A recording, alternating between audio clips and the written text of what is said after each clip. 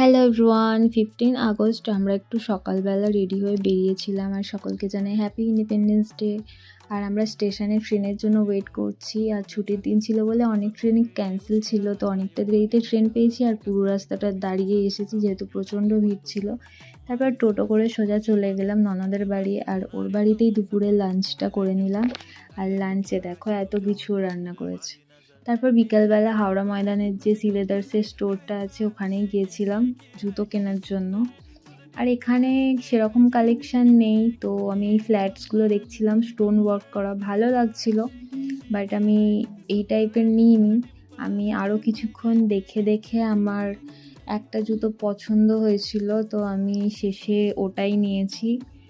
আর এই জুতোটা আমি নিয়েছি, কেমন হয়েছে অবশ্যই জানিও।